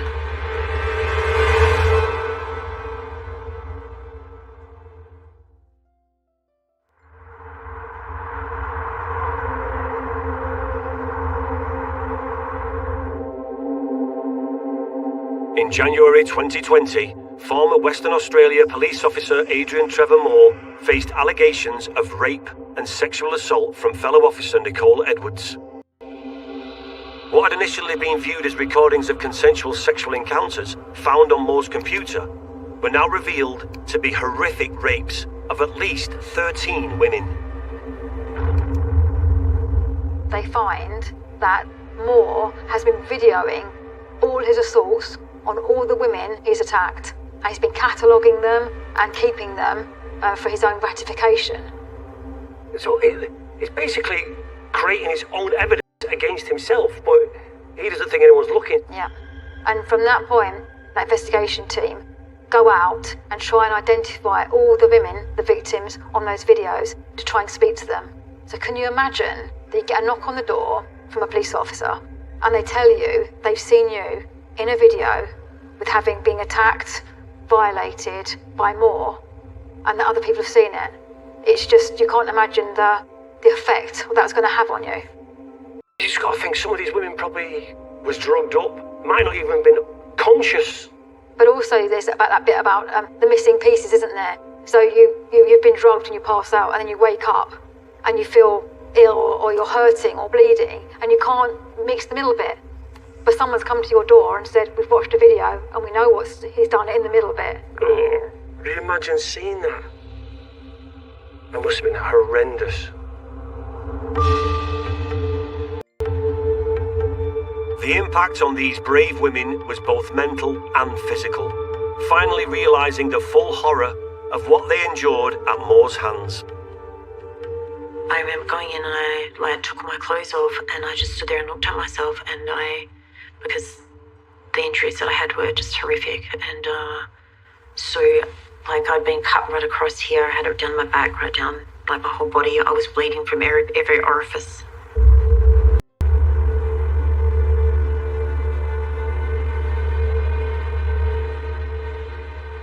The way that Moore manipulated these women, gained their trust, played the police card, is cunning. But what's going on in his mind?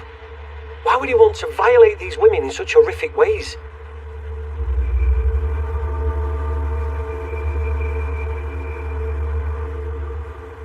The victims of Adrian Moore suffered great distress at his hands. He tortured them, he raped them, he humiliated them. And so that is going to cause deep trauma for those people who are the victims of that crime. And this is something that they'll be dealing with for a very, very long time. He's recording all his acts and what he's doing to these poor women. Well, that's evidence against himself, isn't it? So offenders like Moore like to record what they're doing, if they can, because remember, this person's whole life is this paraphilia, it's this way of behaving, it's getting excitement out of someone's degradation, torture, pain, and they want to be able to relive that on tap. So the risk is worth taking, it's worth risking recording it. So what it enabled him to do is to relive the experience of the torture, which is really what he wanted to do. It's why he did it. So he had a trophy, and so sadly he could relive their pain and find sexual excitement in that. Moore sounds like a textbook predator. The way he abused his authority and position to stalk his victims, it's frightening. And he was so cocky. I mean, he made videos as trophies. He was thinking, they're never going to catch me.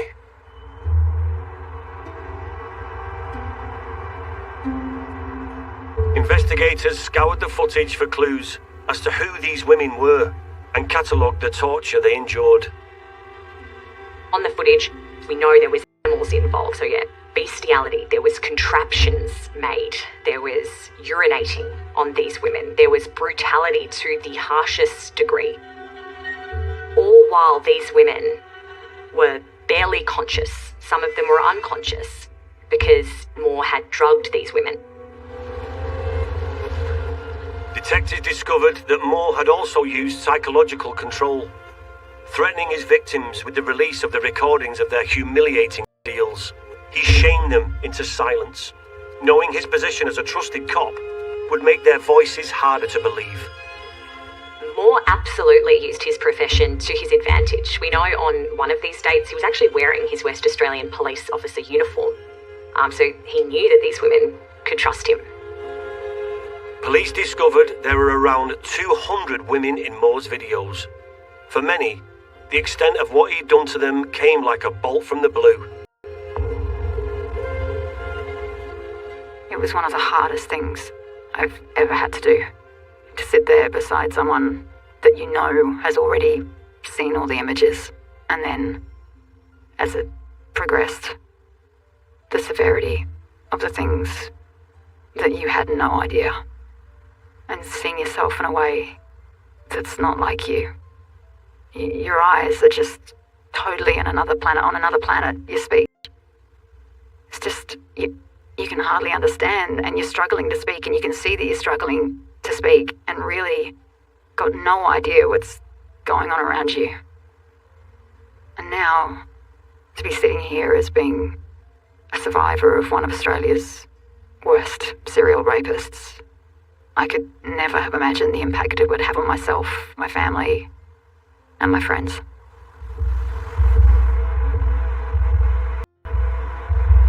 Moore's attacks were meticulously planned and deliberate.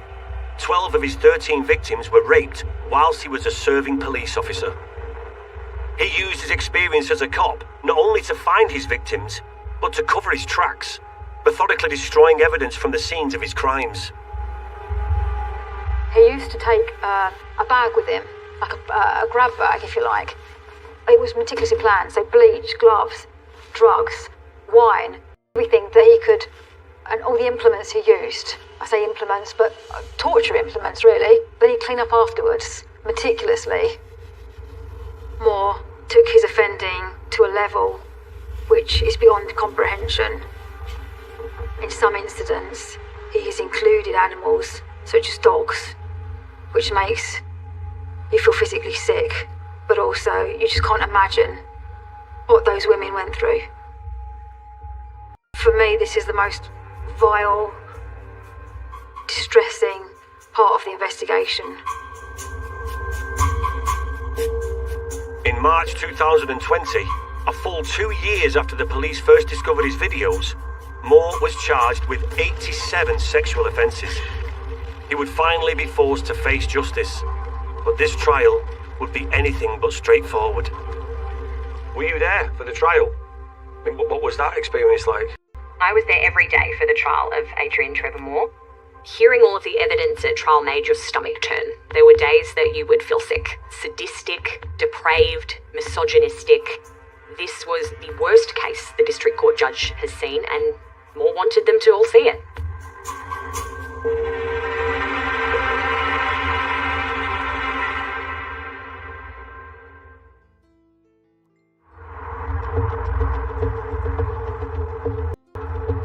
In March 2020, former Western Australian cop Adrian Trevor Moore was facing 87 charges for violent, sadistic rapes, dating back to 2007. Amid the media frenzy, one rumour persisted. Do you get the idea here that there's somebody looking out for him, someone protecting him? There's always been the suggestion that Moore was actually protected by colleagues, whether higher up the chain or not. It's something that I don't think any of us can actually answer, but it's something that even the general public would ask themselves those questions. They said, how come he's managed to get away with these heinous crimes and everything else, and no action is taken against him? We know that Moore was highly thought of, and often he would tell the victims that actually he was protected. So that was never really fully established or worked through. The suspicions, though, and the talk and the view that Moore was protected from within Western Australia were never proved.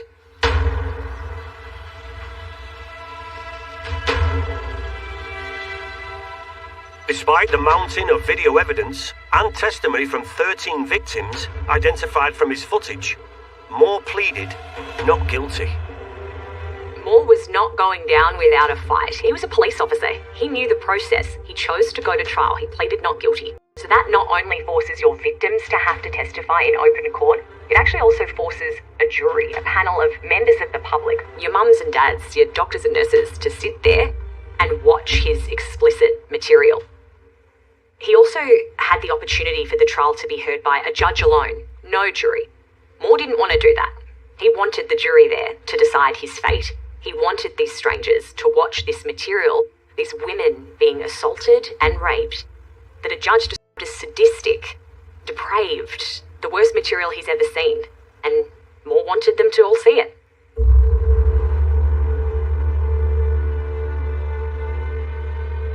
The details of this case are horrific.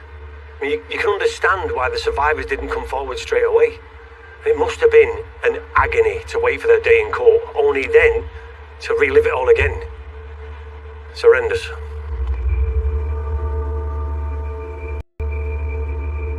Of the 13 victims that came forward at trial and bravely shared their story, each one of them had to see themselves on a screen performing these horrible acts against their will while they were drugged, barely conscious. One woman that took the stand was the police officer that started it all and who had refused to give up until more was brought to justice, Nicole Edwards. I can't even imagine how Nicole felt in that courtroom, but how did she react when she saw on the video what he did to her? She had a very visceral reaction to seeing herself on that video being tortured and humiliated. In fact, she vomited when she saw herself in that position, which just goes to show how having to bear witness to that again is re-traumatizing. You put yourself back in that situation and you can literally feel what's happening to you and what happened at the time. So incredibly distressing and traumatic for her to see that again. Very much illustrated by the fact that she was sick and wanted to just pause the video and stop because she needed a break.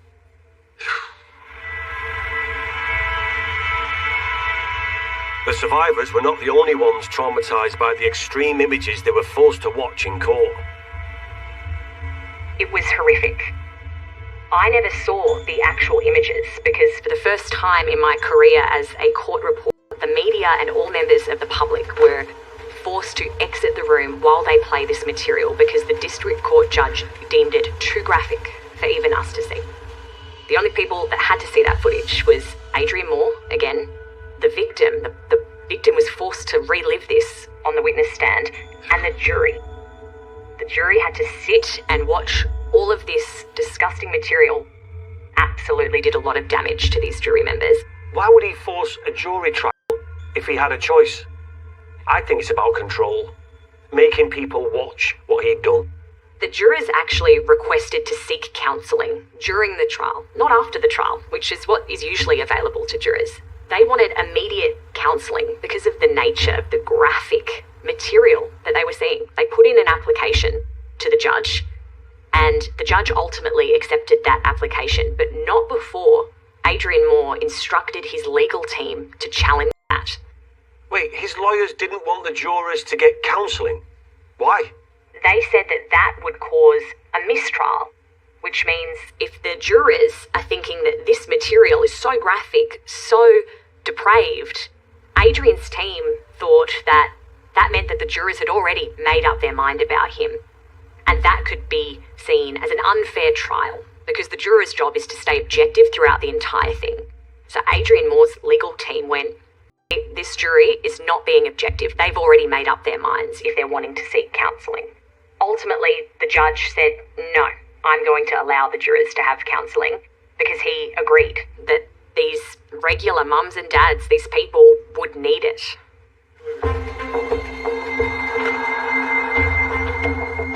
The thought of a serving police officer committing such sadistic crimes rocked not only the local community, but the entire nation. On the 17th of October 2022, Adrian Trevor Moore was found guilty on all 87 counts. It was a huge story. It was leading our news every single night. There was front page papers. The media gallery was packed. There was, for his sentencing later on, it was a full house in the public gallery. You couldn't get a seat. This was an extremely important case, and I think the community at large was so outraged by this, and I think that's reflected in the sentence that he got. So the judge awarded life imprisonment 30 years, but it's the longest sentence for a rape offence ever in Western Australia. So the judge was really sending out a message. And that's because of what he did to these poor women and how he did it, recording it, drugging them, and everything else that went along with it.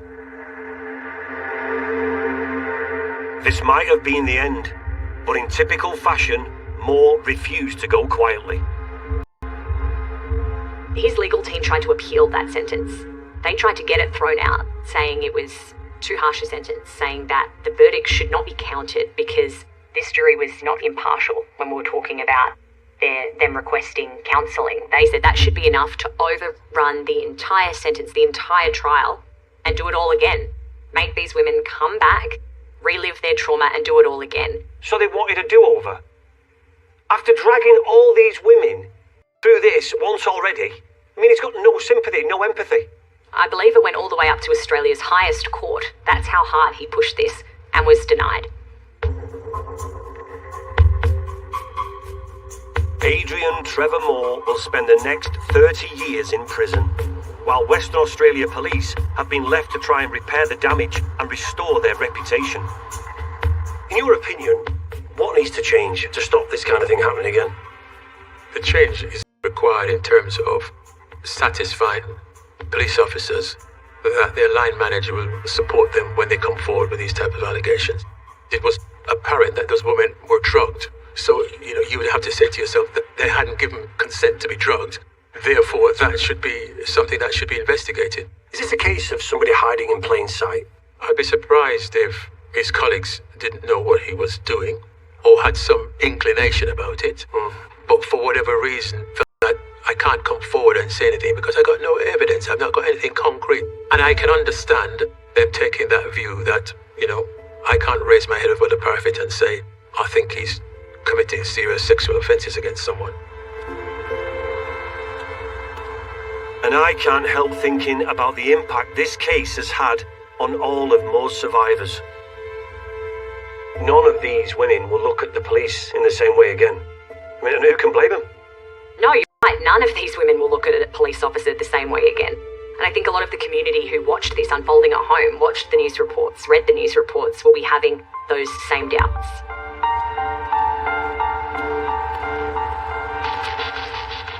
I've never heard anything so depraved and as cruel as to what Moore did to those women. And he was arrogant. He thought he'd get away with it. And the worst thing is, he did get away with it for years. It's only because of the bravery of Nicole and the other women that came forward that he's now exactly where he is. In prison.